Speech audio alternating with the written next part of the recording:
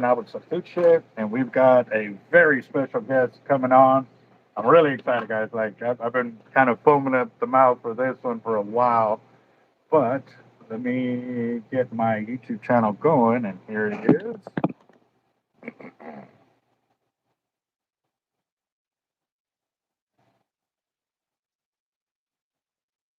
All right, boss.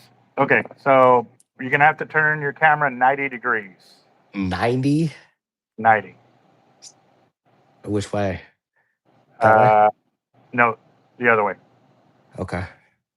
That's weird. I haven't changed any settings. That's how. I'm not sure I'm gonna be able to prop it up this way.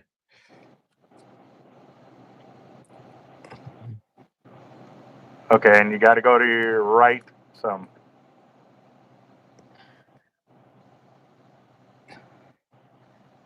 Trying to see if I can do something here. Take your time, boss. No worries. It won't let me. We got plenty of time, bro. It won't let me rotate it for some reason. When I had it, when I had us going a minute ago, I had it sideways and that was fine. Let me try this. Well, a minute ago it was in a different setting on the camera, and I was just making sure it went through before we actually did the actual live. So. Okay, this is right. kind. Can you go to your right some more, so I can kind of get you a little center? Turn it or me? Should I shift to the right? Yeah, perfect, right there. Okay. Awesome. All right, so I don't remember if they already kind of heard some backstories. I did tell them about a blind Marine that we were coming in, but we were also talking with Doug that he got his butt kicked by a blind golfer too. And I didn't get a chance to I don't know if I asked you the question or I didn't. Were you the gentleman that beat him in golf? Beat who in golf? Doug? Doug. Oh no, hang on. My phone was talking over you. I was trying to turn it into vibrate here. And of course now this isn't going to be propped up. Jesus Christ. Okay. Is that okay? Yeah. Yep. Okay.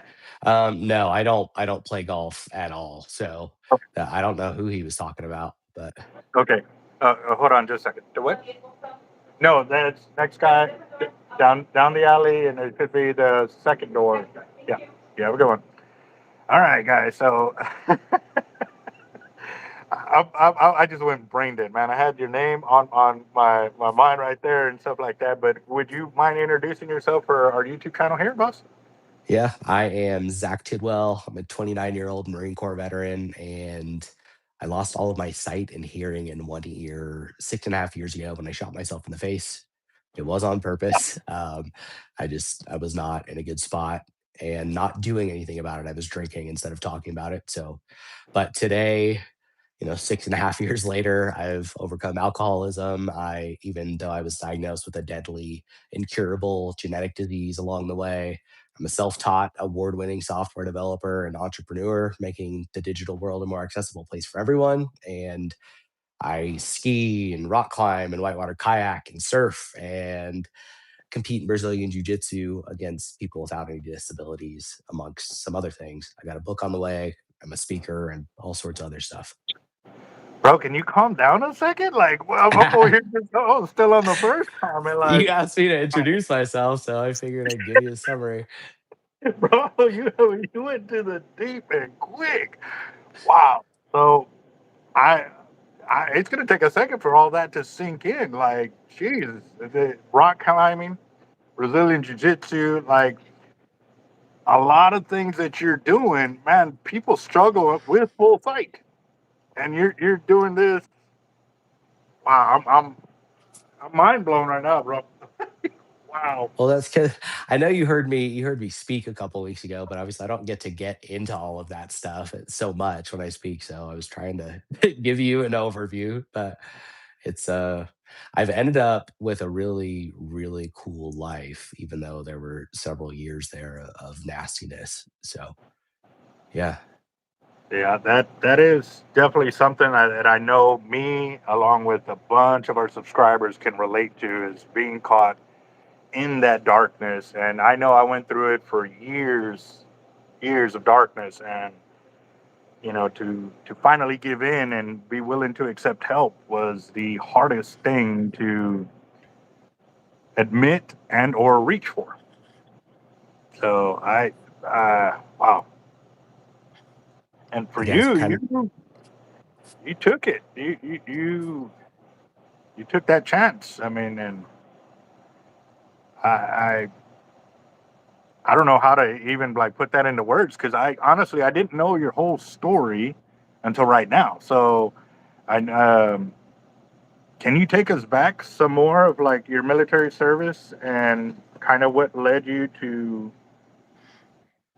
that event? Yeah, and if at any point you need to interrupt to ask a question, just do it. And then also, if you do have questions, I'm open about everything. So don't feel weird about asking. So, but like I said, I'm 29 now and I enlisted straight out of high school. So I enlisted in 2014, was 18 years old. And what's up? Hold on, customer call, but hard life. Spam caller. God, I hate them. We get like 500 a day of them calls. So sorry, boss. I'm the only one here, so I got to kind of answer the phone when it does ring. So You're good.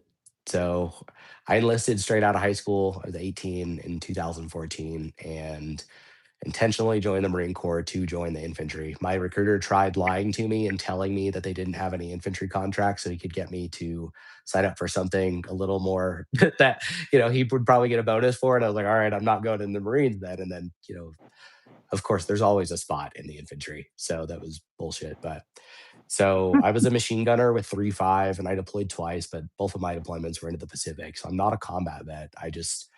I ended up in a bad place because on my second deployment, I found out that my wife was cheating on me. This was late 2017.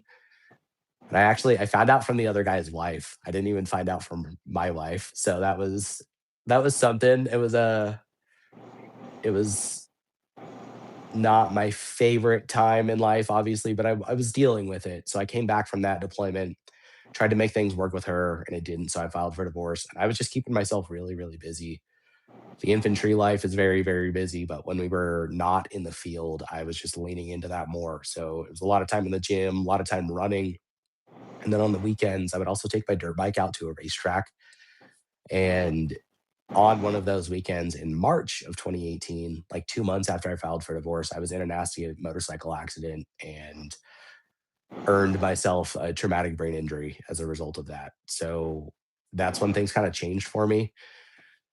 I really, I'd never dealt with depression in my life before. I became very agitative and impulsive and started becoming very confrontational and just started doing a lot of destructive and reckless things that are pretty common after something like that. And but I didn't realize that. I thought that that was normal for a 22-year-old at the time going through divorce because of infidelity. So I really was struggling with my sleep because I was just kind of ruminating on everything that happened with my life, and I found that having a couple drinks before bed would help me fall asleep. So that became a common practice for me, and that continued through August of that year. I was honorably discharged, so August of 2018, I came home, was going to school and working full time and trying to become an ER nurse, which is obviously a total lane shift from being a machine gunner, but it is what I wanted to do. But I just kept getting into a worse and worse place because I wasn't speaking up about it. We tried marital counseling while I was still trying to salvage things with my ex, and we went through the MFLAC. And for those who are not veterans talking, that's the military family life counselor. Like every unit has one of those. And this guy during one of our appointments asked me what I did to make her cheat on me or that caused her to cheat on me. And he asked me that. wow. And I was like, all right, I'm done, dude. Like, this is not, this will be the last time I'm coming here. I'm not, I didn't make her cheat on me. Yes, I know now, obviously, infidelity occurs when someone is not Hold on just a happy. second. Hello? Yeah. All right, give me just a second. Okay. No, sorry, my manager's at Home Depot getting some parts that we need to uh, continue working. Give me a second. Golly.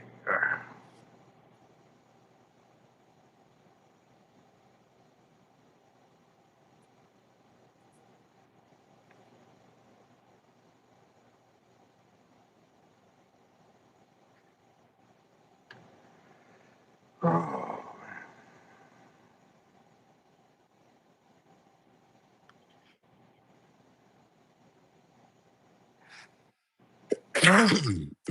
bless you. Thanks.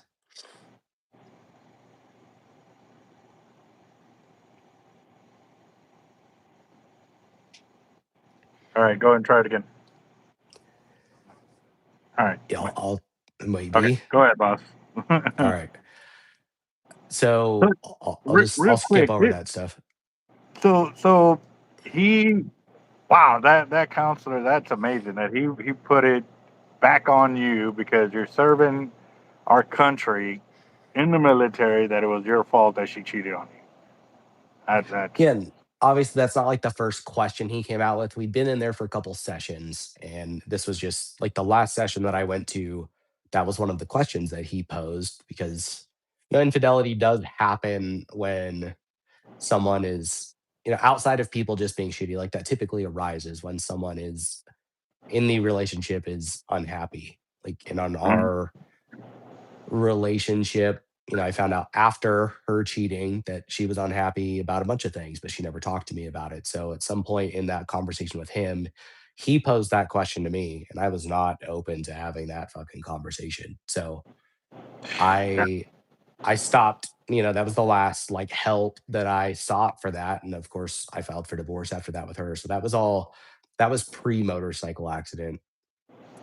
But so that was, early 2018. And again, later that year is when I was home and going to school and all that stuff. But because we'd had that experience, also, I did think that speaking up was weak. And so I just kept, I thought that because I excelled in the Marines through just kind of brute forcing my way through things, that was, I mean, that is a tool and that is still something that I use in certain times in life, but I thought that was the only tool. I thought that was the answer to deal with things, and it's not. It is an asset to have in your back pocket that has its use cases, but that is not the case when dealing with mental health. And so I kept getting into a worse and worse place because instead of talking about stuff, I was drinking at night and also trying to keep up appearances that I was doing well. So that caught up with me about a year after the motorcycle accident, in March of 2019. On March 27th, I was stone cold sober and mishandled a firearm for the first time in my life. That I decided that I was going to kill myself. I cleared out my concealed carry firearm, held it to my head, and decided, and as ridiculous as this sounds, felt relief that night. There was no alarm bells in my head, no nothing of this is wrong. It was relief because I felt like I finally had an escape for where I was at. That is the crux that leads to suicide. I mean, it's a symptom of despair, of pure despair and feeling that whatever place you're in is inescapable. And I truly believe that. So that night when I decided that, I felt like a weight was lifted for me. And that continued. I didn't know when, but I knew I was going to kill myself. March 30th, my parents were over at my apartment with my little sisters visiting, and continued to act like nothing was wrong. And on March 31st, I was actually recording a suicide video to my family, and my roommate came home early from work and interrupted that. So I paused the video and composed myself and went out to talk to him and see how his day was, like nothing was wrong. And I lied about how my day was. And then I went back in my room and shot myself in the face without finishing that video to my family. Wow. I that that is probably the most brutal way for people to understand the amount of pain that a lot of servicemen go through their life, through their service of, signing that dotted line on a blank check, not realizing that, at the end of their service that they think that blank check is over and it's not. It it carries with us for life. And so many things that you nailed on, like how we dealt with certain things and how we certain things, at times helped us, but in the long run, it hurt us because even now, like, I mean, a simple and nothing in comparison to what you've gone through, but I want to put it in the best way I can for some guys like me. Yes, I'm also too not battle orientated. I didn't get to go overseas, but I'm still haunted by a lot of the things that I wished would have happened. Like, I wanted to go overseas. I wanted to stand alongside my brothers and sisters that signed that same dotted line, to defend our country. I was denied all that, and now years later, I'm being denied a whole bunch of things. Trying to get my VA stuff set up and working. But for years I refused to ask for help. I refused to show any kind of weakness that we perceived as weakness because that's what we were taught. And especially while in the Marine Corps, I didn't file for any kind of like, if you went to sick bay too much, you were labeled a sick bay Marine. You know what I mean? And that was the worst title amongst others that you could be labeled as one of them Marines that was, just looking for ways out to be what we considered weak or, incompetent of their duties and stuff like that. And so because of all of that, not asking for help then is hurting me now, trying to get help now. And for you to go through all of that and then, again, put on the brave face, the smile while holding a loaded weapon right there and knowing what you're going to do, but nobody else and had no clue. That's wow. Um, I Yeah, definitely know it's that God was with you. I mean, but sometimes He has a way of teaching us what we could have seen beforehand if we would only had maybe an open heart and open mind about it. And now this is wow. I'm trying to piece this together, boss. That's a lot of information to inhale and chew on. And I'm reading some of our comments from the guys. And give me a second because I want to kind of go through this. Normally, when I bring on a guest, we have the comments and we're sometimes able to stop and read them. But I know you can't read because you are blind. Um, so let me go and go through these real quick. Um, Give me a second. My computer's a little slow over here. I It ain't can't read had because I'm blind and you it. can't read because you're a Marine.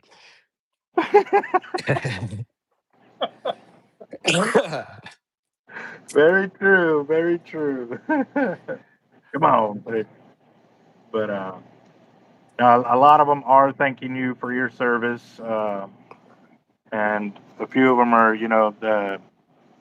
that you are now God's tool to share your story and overcome all obstacles you've come across. Um, thank God He was with you there, 100%, 1,000%. Um, at least you're keeping yourself positive. Life has to go on and keep going forward. Many of them also uh, brought up about how they were lost. Some of them gave timelines. One of them said that they were in that for a decade of darkness. Um, let's see. A lot of them already given respect that the amount of stuff you have done, they feel like they're lacking. Same thing, technical difficulties that you fried their brain like you did me. So it's like, yes, definitely. Yes, it's not a crayon, Roger. Yes, I know. Come on. So, all right, boss. Go ahead and continue, man. Yeah. Thank you guys for all that. And to the person who said that you sat there for 10 years. I mean, it's very, very common. And it took me a long time to get to where I could talk about this stuff even. And that was through intentional work. But even like I used to not be able to talk about stuff with my ex-wife. And I've seen as I have gotten to the point over the past several years to where I can talk about this. And especially now that I'm speaking and not just doing interviews, like I mean, I think you probably saw it after that speech. I mean, people came up to me crying after that. Like Yes. it is so common. It is so, so common. No one talks about it. Like it's unfortunate. I think if like more conversations like this one does show people how common it is and that it's okay to speak up, but also that there is a way forward. Like there's always a way forward, but you have to make that choice. And I'm sure we'll probably get into that here later on. But Yeah. so One of the things I do have to share that really opened up of that for me was the seeing somebody else open up like that and lower mhm, their guard and knowing the fact that like man these were trained military like spec ops like the hardest of the hard that have been through the worst of the worst kind of deal and for them to sit down and look you straight in the eye and be like bro like this is what happened to me like to be able to have a safe zone or create a safe zone to be able to know that speaking and sharing it is not going to make you weak. It's only going to make you stronger. And that was the hardest thing to realize is, when you see these guys that have gone through that and they're still leading the way by sharing their emotions, their darknesses, their highs, their lows, and just getting to understand, yes, stop keeping it trapped up inside because like you said, all it's going to do is just finally fill up that bowl and overfill it. And then it's all going to come pouring out and maybe not the way you want it to do. yeah. And especially like in our world, I mean, I joined the infantry because I wanted to go to war and I thought that's how you served your country. I thought anything that was not a combat role was kind of I saw that obviously as a naive. I was 16 when I started talking to a recruiter. I thought that's how you served your country. And so for me to have done all that and then not gone to combat, when I hear dudes like that who are, and those are the hardest men on earth, and they'll open up about that stuff. There is so much power in that, and it saves lives. So And and that was the thing. Like after you spoke and I shared with my channel about how many men came up to shake your hand in tears and I know that in their voice you could hear that they were in tears. And that was the hardest thing for them to do. I mean, to get it out, to finally admit that they needed help, and that some of them had their spouses with them, and sharing that is I, and I struggle that's struggle now just trying to share that and to try to put it in perspective because how do you put stuff like that in perspective like that's most times when I speak, man. Most times that is how it goes afterwards. Whether and it's men or women, sometimes it's parents who have lost a child to it, or a spouse who was left behind, or someone's family is currently going through it, or it's guys like that. I had another guy come up to me near the end at the award ceremony that night for the barbecue competition. He was talking to me. He was hammered and he was telling me how he's an alcoholic and he struggles and he needs to get help and he's going to get help and how did you get help and all that. Like it's just people just need that door opened. And it's so like if you have an experience like that, whether it's mental health or I've seen it with women who have experienced sexual trauma like that, them sharing that, oh, help in the door for other women to start seeing a way forward. And it seems so simple because it feels like it is just sharing your experiences, but like there's a lot of, especially in reflecting on it, I think you get a lot more insight into those things than you realize. And again, just the vulnerability there, like that is how people learn and are able to abstract those experiences into or over top of their own experiences. Even like obviously most people don't have the experience of shooting themselves in the face or being blind afterwards, but like everything that got me there and all of the things that I'm sure we're going to get into over the next little bit here is like those aren't those don't have to be exact comparisons into your own life. A lot of that stuff can be interpreted in different ways, and that is where again that is where this stuff becomes a tool for other people. And it's cool to be able to turn it into something positive. There's a lot of other positives have come out of this, but like that is one, in this capacity where it is so cool. And it's been really healing for me too to see that does help people. and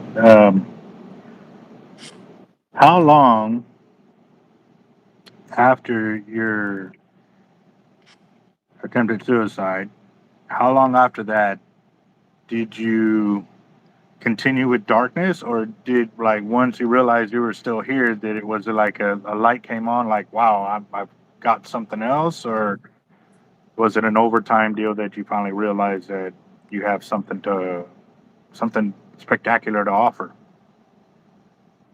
There's not a short answer to that, but I will make this as short as possible.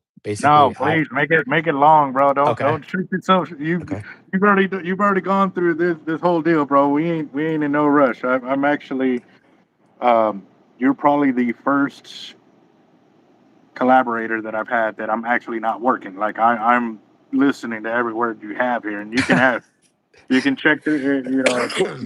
Normally I'm sitting here turning and burning. I'm still cleaning weights, Okay. making leaders, and I'm gonna show the channel I've got gear here ready to go. I just showed them a whole bunch of leaders that I have. I've got stacks over here to my right and left behind Yeah. me. But this is something that I think everybody all over the world can use. A piece of you, boss, and Okay. this is going to be very powerful. So don't feel you got to cut it short in any way, shape, or form, boss. Or if you want to, that's up to you. I'm not forcing you. Now I'm Whichever open to way you all of want to it. go, So, just the door's open, the floor is yours. okay. So my parents got the call that night and just was told that their son was shot in the head, that doctors didn't think I would survive, that if I did, I would probably be brain dead. And if I wasn't, they didn't know that I'd be in there. So when they took me off of life support, and I don't know the exact timeline, but when they did take me off of life support, I guess to put it into perspective, I was in the hospital for 51 days. When they took me off of life support, I was so messed up from the brain injury and probably all the medications that I was on that I had no idea I was blind. I couldn't see anything, but I was having such vivid hallucinations and I was so concussed that I did not know that I was blind. I couldn't see who I was talking to. I was seeing like otherworldly settings, and that made no sense in the context of like the conversations I was having, but that didn't even click for me. But I had to relearn how to do literally everything. I couldn't sit up in bed. I couldn't brush my teeth. I had to relearn how to do that and feed myself. And even I couldn't even remember how to pee. I was that messed up. Like I physiologically could not remember like the feeling of making yourself pee. So they would take my catheter out, try and have me pee. I couldn't, so they'd shove another catheter back in. Like it was constant. It was very touch and go with everything. But in the for a little bit they were telling me that I was going to get sight back in my left eye. So I don't know how well you can see my face, but the bridge of my nose here is really crooked because all of this is titanium. Like the bridge of my nose was gone, the lower part of my forehead was gone, and my right eye socket was gone. So my right side was way more affected than my left. So my left optic nerve actually survived, and there was so much swelling in my head that it was making me not be able to see out of that eye. So they thought that when they did my facial reconstruction surgery that I was going to get sight back, but I started learning. I made the choice like once I was cognizant of the fact that I was blind to just start learning whatever they could teach me, and it wound up being the right move because when I did have my facial reconstruction surgery, I guess even before that, they did finally come to the conclusion that I wasn't getting any sight back. So I had the facial reconstruction, and we were having a conversation, my parents and I were, about what life was going to look like once we knew that I was going to be totally blind and still be totally deaf in 1 year. And there was the conversation of like I've always been a dog person, so my mom threw out, "Oh, maybe you could get a guide dog," and my dad was like, "Well, maybe you could be a therapist and use this to help other people." And I had never met a blind person in my life, so my only like I was probably still very concussed because my mind went to the one experience that I had had with blind people, which was the salt and pepper shakers in the chow halls on Camp Pendleton, and little fine print on them said made proudly by the blind and visually impaired. And for whatever reason, that conversation like made me flash back to that. And I was like, I'm not making fucking salt and pepper shakers. And my dad was like, "What are you talking about?" So obviously I had to explain myself, but and it was ridiculous, but it did capture where I was at mentally. Like I refused to become a bum on a log just because of my How you doing, disabilities. boss? Hold on, Bubs. Is there anything I can help you with? All right. You already know what you want? Roger that. Have you been here before? To go give a bid on all the installation. Oh, okay, okay, okay. Yeah, yeah. Well, I'm still hoping he does it because we definitely need it. Like, no, no, he hasn't. Yeah, no, he hasn't. Yeah. Like 3 grand. Wow. That's the machine. That's the of the phone. I mean, that's 100,000 on the ring. That's a couple of phone in the storage. Expand the real good stuff. Man. Yeah, well, we definitely need it because it's. A friend, I was cutting the big to like a third. Yeah. And well, before you leave, I need to get your information. I'm just live on my YouTube channel right now, like, special guests and stuff like that. Uh, yeah, yeah, I'm live. No, you're good. Go ahead, go ahead, go ahead. No, you're good. You're good. Here you go. Name and phone number right there. Oh, you give me a card. That'll work even better. So. All right, boss. Yeah, because what I'm gonna put pressure on him because during the summer it's the heat. Well, during the winter it's the cold. And if we have another brutal winter, I'm for it. I'm for it. But in order to do it right, you got to take everything off. But your boss. That was me. No, just drill holes. Yeah, it's me. Yeah, you did.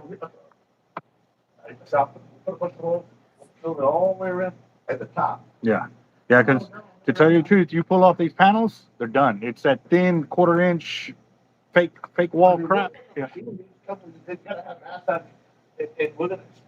It's federal. Yeah. It's called the open cell. And then we just fill the whole thing. Right.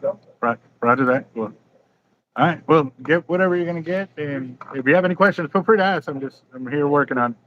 Hit the subscribe button. Leave us a comment, please. Here is the commercial sequence. Okay. I don't know what that is. Nobody really like. Okay. Go ahead, boss. Sorry, I was trying to read what that comment was. Somebody. So. You're good. So basically, you know, I was of the mindset that I was not going to become a victim to my circumstances, especially because I was the only one responsible for getting myself there. So they rebuilt my face, and it wound up being the case that 8.5 months after I shot myself, I was snowboarding again. That was before I could cook for myself or anything, but I was snowboarding again. You And you that said 8 months, and you were eight and a half, snowboarding. yeah, I shot myself on March 31st, and in early December, I was snowboarding again. Okay. Have you ever snowboarded before? Yes, when I could see. I was really good at it when I could see, not so much blind. I was so bad at it blind that I ski and ski bike now instead of snowboarding. But so that was, Hold yeah, at on, the real end of quick. that, Hard life. at the, oh, Oh, okay.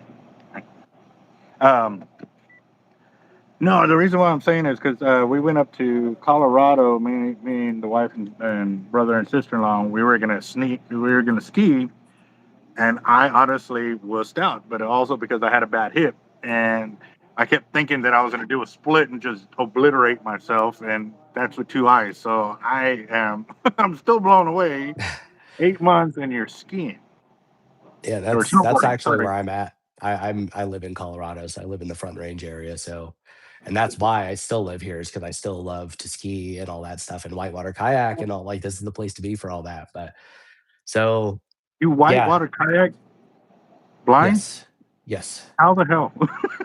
We can I'll dive we can get into that stuff a little late. It's kind of it's the same way that so when I ski, I'm not attached to anyone or anything. A lot of it's by feel, but I also use radios. So someone rides behind me who's a guide so they can see me and see ahead of me, and they'll tell me like, "Hey, we're approaching a double black diamond. It's a groomer, so there's not a lot of bumps.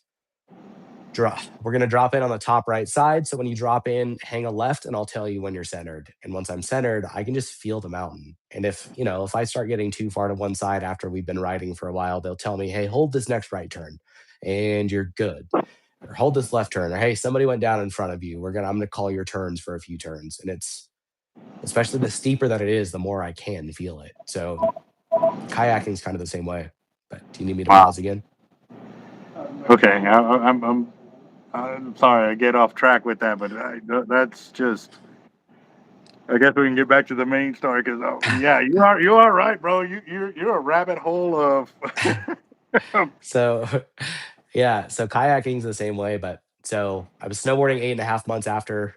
A month after that, I was back in college and I was pursuing a clinical psychology degree because I couldn't find proof of a blind nurse anywhere. And it makes sense that is not, you are, it's a safety issue for other people if you've got a blind person trying to see illnesses or whatever and treat wounds. So started going to college for clinical psychology, and 6 months after that I was back out on my own. So like 15 months after I shot myself, I was living on my own again, and things were going really well for a little while.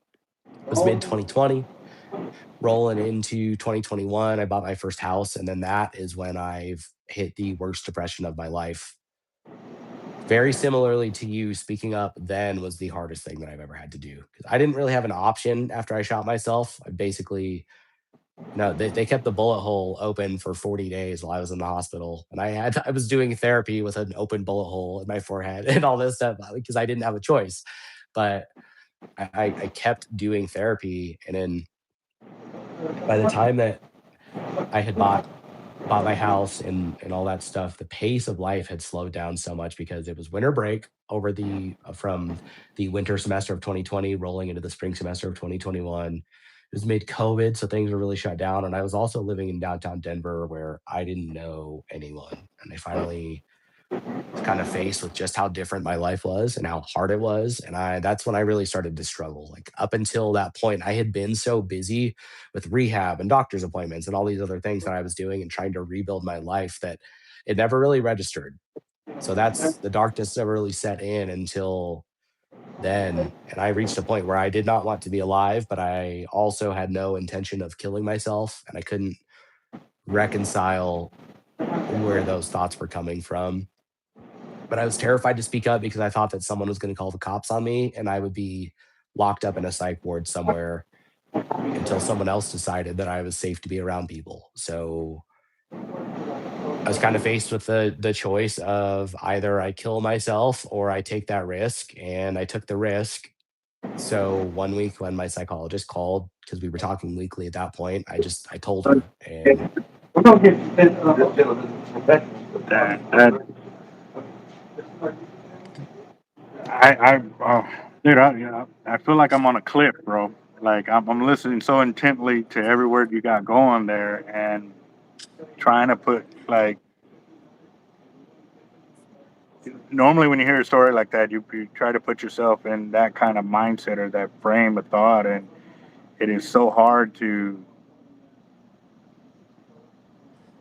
not like want to fall forward more. You know what I mean? You see what I'm saying? It is.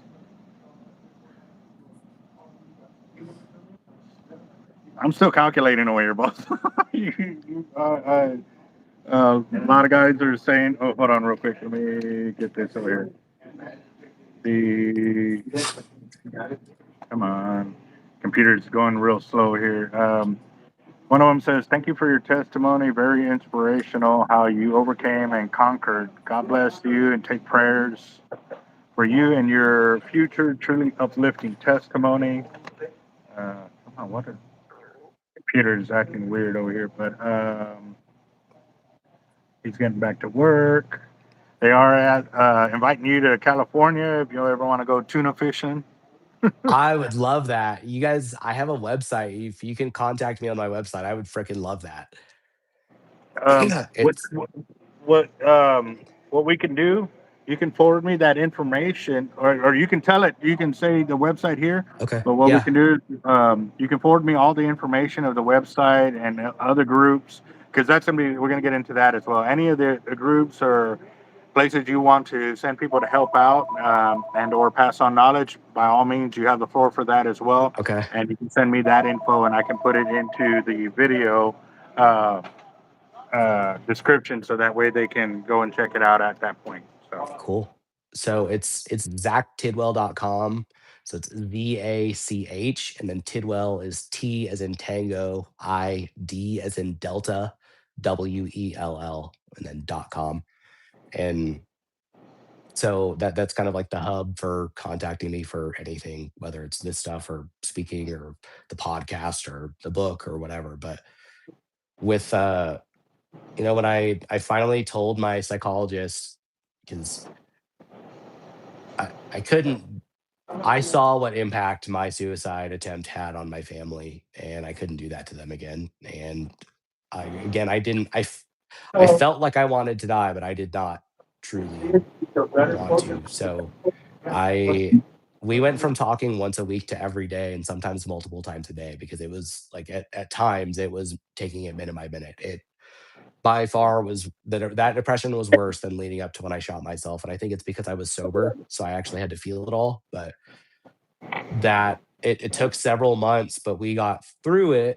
And that was the first time that I've ever actually dealt with my depression. And it showed me, again, like coming back to that idea of the inescapable, that it is not inescapable, and that we do have that choice, and that it that feeling would pass so long as I chose to speak up and do the work. There was a lot of work in getting out of that, and it showed me that, like, there's so many people in the world who want to help you, but they have to know that you are struggling in order to do that. And I think that's how people end up down that slope of suicide, and how I ended up there is because I wasn't speaking up and I didn't see that. So, things got better and continued for were good for a little bit until that summer of 2021. Up until that point, even for me to get on this YouTube call or to do all these other things that I do, like the programming or the writing, I use screen reading software on my computer. So it can read information aloud to me so long as that information has been formatted in an accessible way. And so my college was converting all of my materials to make them accessible to me until the summer semester of that year. They stopped, and all of a sudden I couldn't pursue my education independently, even though I was fully independent at that point, and I was competing in Brazilian jiu-jitsu and skiing and doing all of these other things, and that pissed me off because I was beholden to someone else again. And after I had worked so hard specifically to get my independence back, and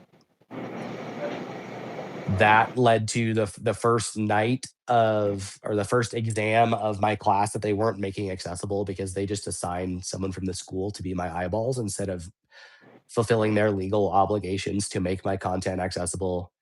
After we took my first exam in that class, I ordered some alcohol to blow off some steam, not having realized that I was definitely a functional alcoholic by the time that I shot myself. So, on one hand, that unleashed 2.5 years of hellish alcoholism, but it also, within a couple weeks of that, I wound up self-admitting to the VA hospital because in one of my drunken states, I was worried that I was going to do something stupid. And when I came out of that, I started researching what caused those accessibility issues, because that's very prevalent. Like, even now, I can pay my mortgage, but I can't pay my HOA bill without having someone help me set up my account. Or I can take an Uber, but I can't take a Lyft. And there's all these different things in the world that, for most things, are inaccessible in the digital world. And but some things are perfectly accessible, and I didn't understand what caused that. And so I started researching it, and I found out that it was the code running behind the scenes of every app or website that I was accessing.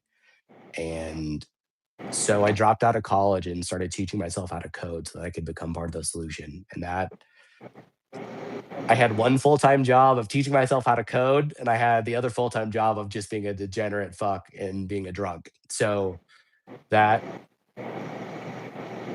but there was no more functional about the alcoholism. It was, if I drank, I was blacking out, and if I was coherent enough to do so, I was coding or reading about coding or whatever I needed to do to try and make this become a reality.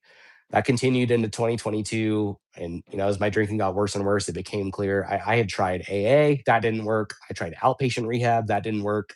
And so I'd finally secured a spot to an inpatient, like Charlie Sheen style rehab facility, but for peasants, where it's not $1 million a month to go to or whatever. And Mhm. I had a plane ticket to go to this place, a full month long inpatient rehab. I was just waiting to go.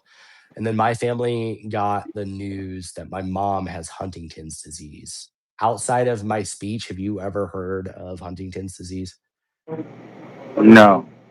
Okay. So people listening probably haven't either, but it's a genetic disease. It is passed down from parent to child. It's with a 50-50 shot of whether or not it will be passed along.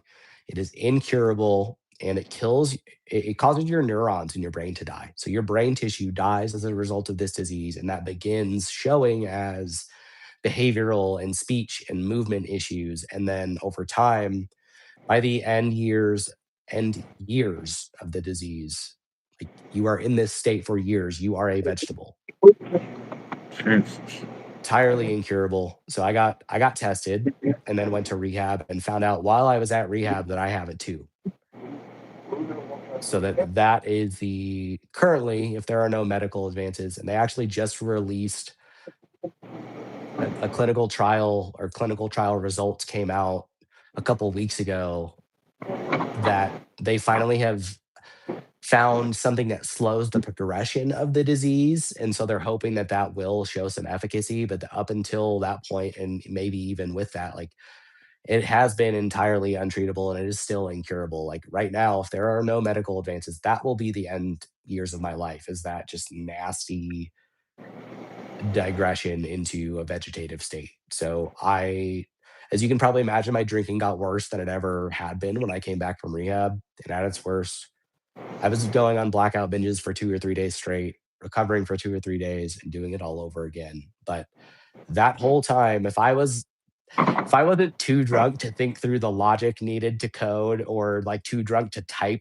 coherent words, I was still teaching myself how to code. And on the 4th of July in 2023, I had started my first company and I released my first app, and it was just a word puzzle game. But what was special about it was that it looked and functioned normally for people without disabilities. So it was on iPhones, and if you had downloaded it, it would have looked normal to you. It just would have looked like a word puzzle game. But it was also accessible to virtually every physical disability. So if someone was legally blind, and it would do this all automatically, inferring information from people's device settings. So it might magnify the text and use high contrast colors and decrease the amount of information so someone with poor vision could see it better, and be able to play the game. Or if you were totally blind like me, a screen reader could read it. Or if you were totally blind and totally deaf, you could use it with electronic braille displays. You could play this iPhone game purely with braille without any sight or hearing whatsoever. Or if you were paralyzed, you could use it with your voice. And that's that's very, very rare, and that is unheard of for a blind person to do something like that. So I started hearing from people, like getting these really just heartfelt emails about the impact that having a sense of normalcy and having access and having something that was a distraction from daily medical appointments, or being able to partake in something that someone's wife was doing and be involved in the family talk at the dinner table around these things, like this impact that this app was having on people's lives. And it started having an impact on my life because I saw that I was helping people, and I started making progress on my sobriety, even though at that point, I could not make it longer than 3 days without a drink. But I made it a month sober out of nowhere just from these emails, and then I fell off the wagon. And then I made it 2.5 months, and I fell off the wagon, and my last drink was on December 5th of 2023, so several months after that app came out. At the end of the year, it actually won 2 Game of the Year awards specifically for all of that accessibility support that I developed. And then it that was, I knew after I had that drink in December, like something felt different. I think it was that, I had momentum building, and then once it won those awards, it was like I have found my purpose again, and I have found my identity. I didn't feel like a man after I found out that my wife was sleeping with another man. I didn't feel like a Marine after I got out of the Marines. Definitely didn't feel like a man after I was blind, and I had lost any like sense of direction in my life, even though I was making progress and going to college. Like that was not something that called to me. Clinical psychology wasn't like an answer for me. It was so that I would have progress in my life, and that I was doing something that would ultimately help people. But I finally had that, and things have just gone up and up from there. In early 2024, I guess in January of 2024, I started writing my book. In March of that same year, because that word puzzle game was just a proof of concept for me. I wanted to make sure, because I had never written a code or a line of code in my life when I could see. I wanted to make sure that I could do all of it by myself, because even with that game, I programmed the visuals too. I needed to make sure that I could do all of that so that I could roll it into something that had a lot wider impact. So I've been working on a new company for the past year and a half, and that will I'm not comfortable discussing what I'm doing with it, but it will have a much wider impact on I people. kind of had, And I heard that coming. Like I heard that was. and and hopefully that'll be out here in the next year or so. Those will also be tools that people without any disability can use. I'm just rolling all these strategies over into something much bigger. And now I'm doing the speaking, and I have my own podcast where I'm having these just crazy wide and crazy deep conversations. Like, I've had everything from, other people who have been through tremendous things, to a professional dominatrix, on to I just interviewed the creator of Siri a couple weeks ago, and that'll come out here in a couple Wow. weeks. Like, it's just, I'm having these freaking cool conversations with people, and like hoping that it leaves people, on the heavier conversations, that is other conversations just like this, where I'm letting other people get their stories out there and exploring that, so that hopefully people see a way forward or can learn from how other people have made it through these things. But also, just, I'm learning a lot and hoping that other people are coming along and learning that stuff too. And I'm speaking with these scientists and these researchers, or these crazy tech founders and all this stuff. And it's just been, a really, really beautiful place right now. And it's been a lot of freaking work over the last several years. But I got off of my antidepressants a little over a year ago now, and I went through some horrendous depression earlier this year, but I got through it without the meds. I got through it without alcohol. I'm through it, and I'm trying to share this stuff because I have seen that it saves lives, and it's so cool to like be in that place now, and to just be able to share it, and hopefully have that spark something for other people. It most definitely will, and that has been the beautiful thing about my channel is I have ensured that it people can come to my channel and share their knowledge, share their stories, share put down their guard for a little bit, even if it's only through my channel.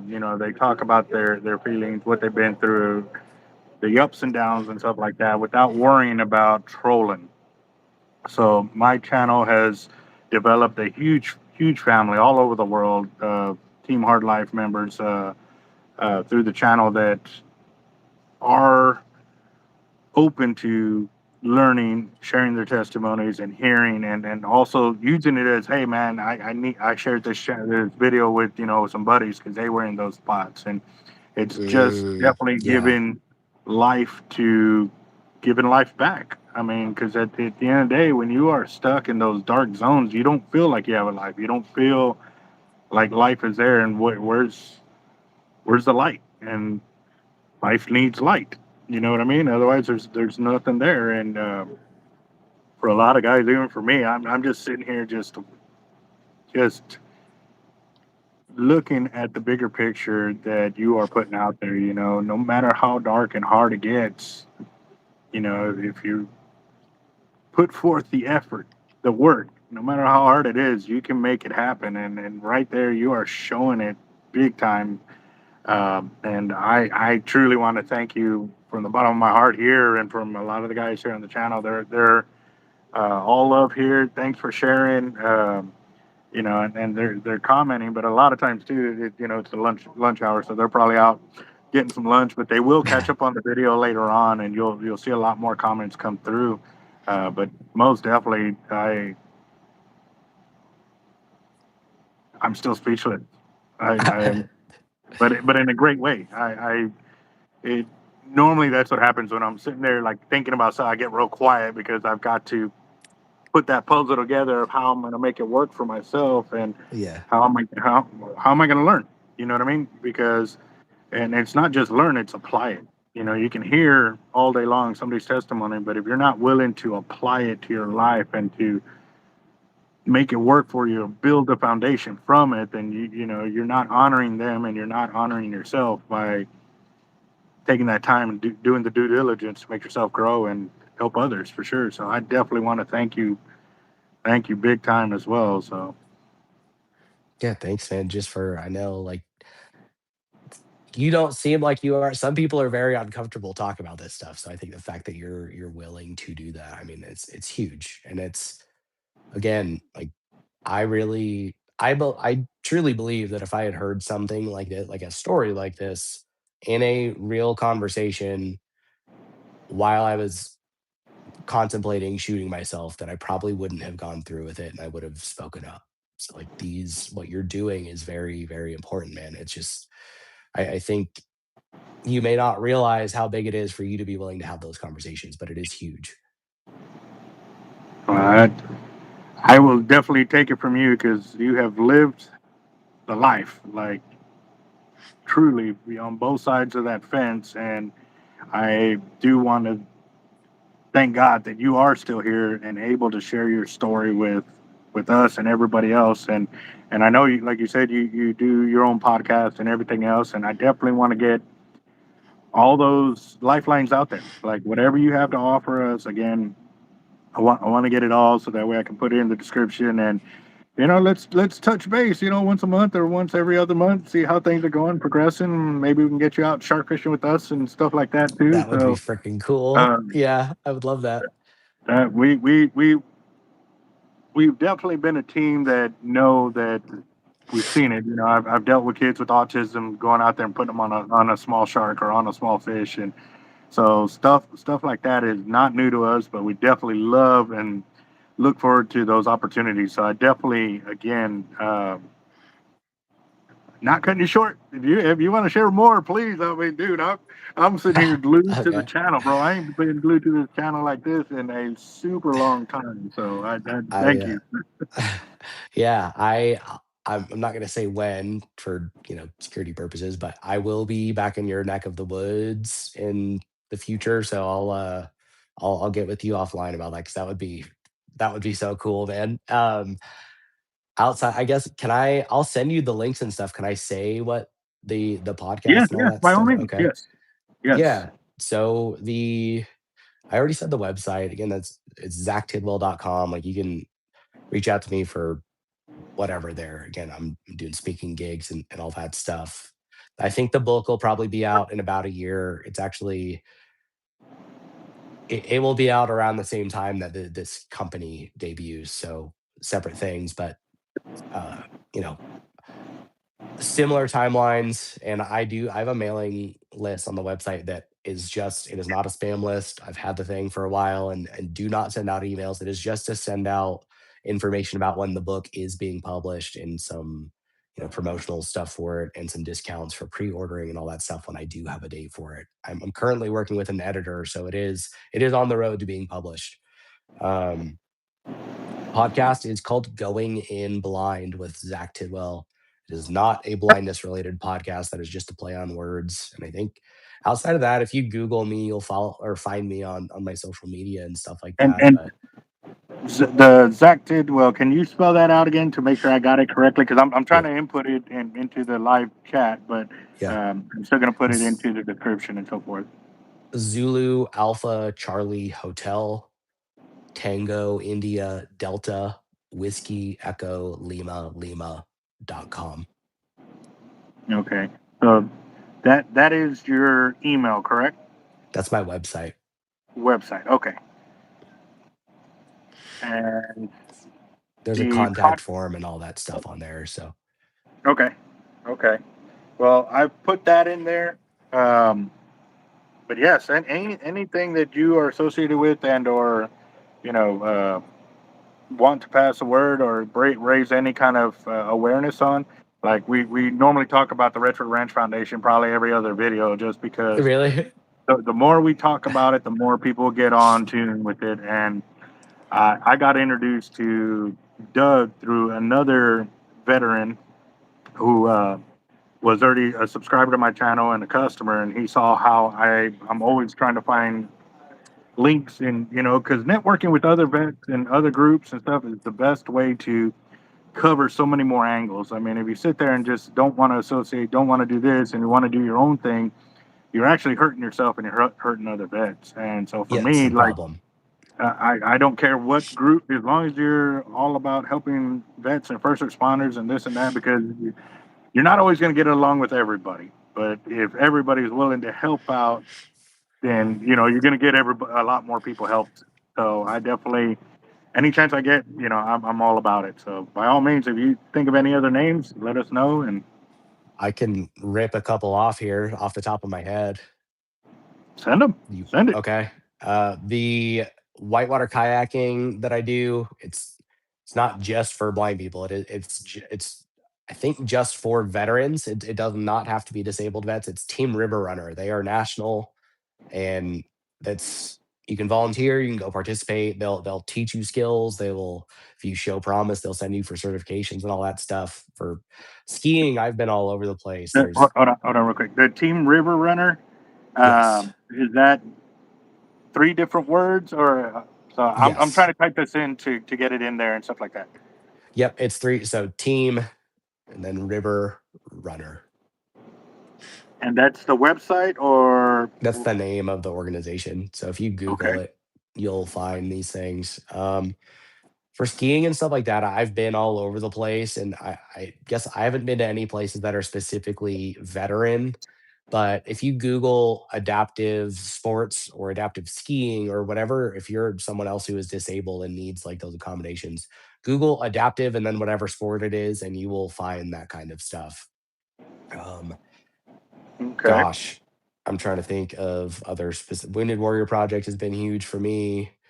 The I know 10K out with Justin Patterson. I haven't done anything with him. I was just recently I met him while I was down at Doug's um, fundraiser. Yeah, Let me the smoke on the water. Yeah, I met Zach there too, and it was funny because he goes, "Yeah, I'm Army." I was like, and so, oh, can I get your number? And I was like, "Yeah, Zach, Zach Puke Army." He busted out laughing. I was like, "Hey, we got to do it to each other, but if a civilian says, hey, hold on, you can't be doing that to mine," So, but yeah. yeah, let's see, all soldiers since 1776 died for none. Nope, sorry, Ryan, that is not the case. Somebody posted up something because if that was the case, we wouldn't be having the conversations we're having today. You know what I mean?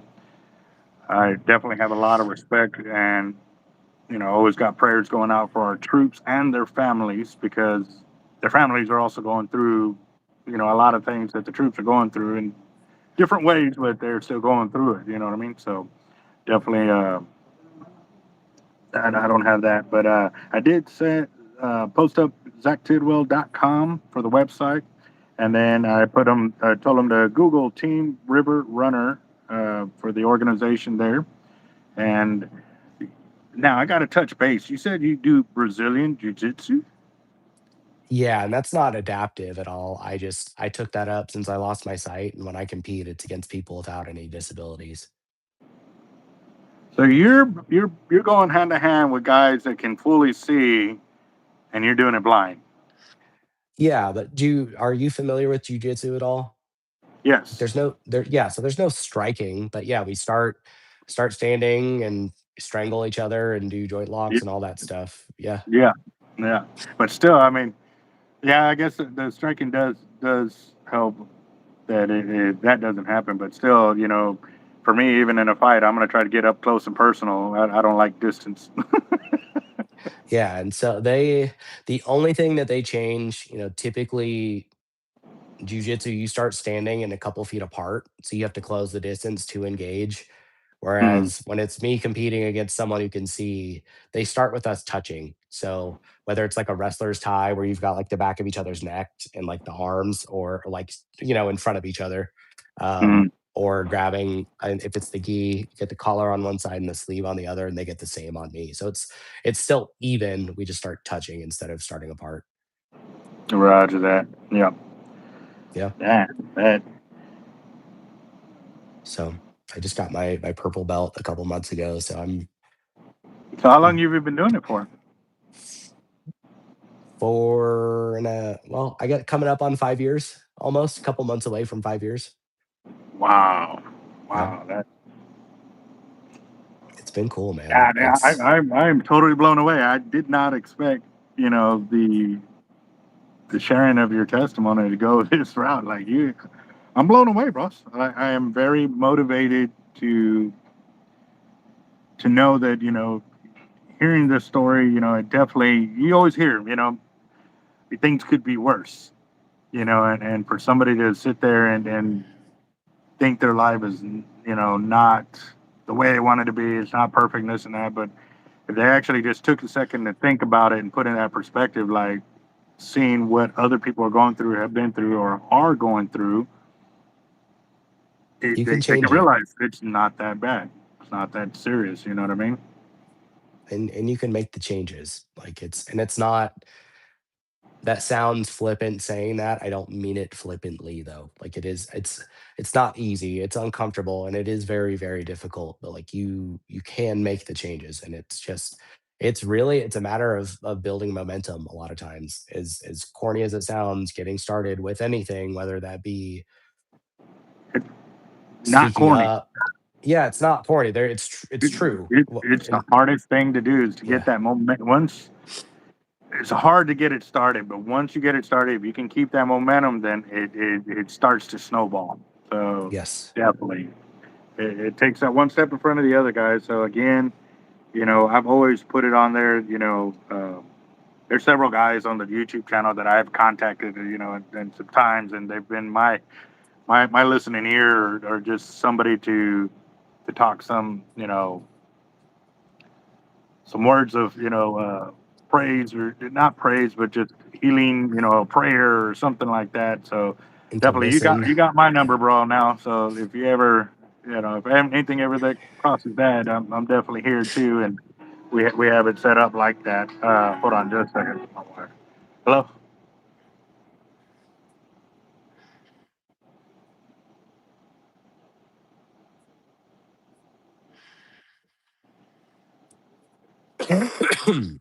Which I do.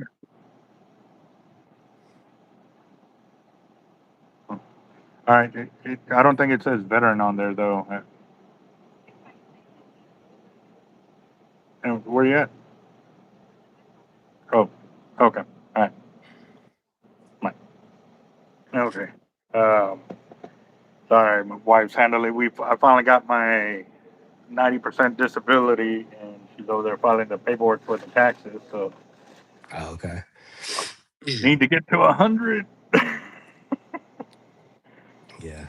um, But you got my is there? number too, man. So it goes What was both that? ways. I said, you've got my number too. So that's what you were talking about before the phone call Yeah. came in. So I was just letting you know that goes both ways. But And is there anything else you can think of that you'd like to share or talk about, boss? I don't think so. I feel like we've kind of touched on everything. I'm sure something will come up later, but I've, we've been through Definitely, kind of covered everything. we'll definitely save it for another one. But yeah, no, I'd like to have you as a guest on here. Uh, once a month, every other month, something. Just check in with you, see how things are going, progressing, and definitely want to praise you, man. That takes a lot from where you've been, what you've gone through to just knuckle down and push forward, because that a lot of times a lot of people get lost in that they don't they don't want to put forth the effort. They want everything handed to them, and you refuse to have things handed to you. You're willing to go out there and put in the work. So I definitely, that's amazing, boss. It really is amazing. Thanks, man. And I've done the pity party thing. Obviously, I was that alcoholism lasted for 2.5 years. Like I was still pushing forward with stuff, but I was also then on the back end doing I'm going to be a degenerate and sinking into woe is me while I was drunk kind of stuff. So it's not like it's not a perfect process, but I think it's important for people to hear. So Oh, yeah, yeah. What would have helped him maybe not go the route he went? If there is something that would have changed, I Speaking believe of, I believe you talked about that. Like if you had just heard a story or maybe had talked a little sooner. yeah, if I had spoken up at all, I think that, I mean, that's really what it comes down to is I didn't speak up. But I do think hearing it, like I said earlier, I do think hearing a Hold on. story like Hello? this would have snapped me out of it. No, I cannot find it. It's not in my wallet. So I got to look around here and see if it's fallen out or something. But I'll be off my live here in just a second. All right, boss. I hate to do this, man, but wife's over there trying to deal with the tax people, and they're asking for certain things that I don't have in front of me, so I gotta kind of get on that. But I do You're fine. appreciate what you have done, Zach. That is it's amazing work, bro, and definitely we'll keep you in our prayers that it keeps going and you keeps that fire lit up under you, bro. Because again, it's people like you that give a lot of people inspiration to not be held down. Yeah. Thanks, man. I'll send you the links and stuff, and I appreciate you having me on. Thank you So very much for coming, boss. I know that it was a little touch and go there for a minute, but I'm glad you were here. And I look, man. I do feel like I'm gonna walk a little taller today, brother. Thank you for the blessing, for sure. good. So Yeah. All right, man. Have a good one. you too, brother. You be safe. You too. Bye. Later.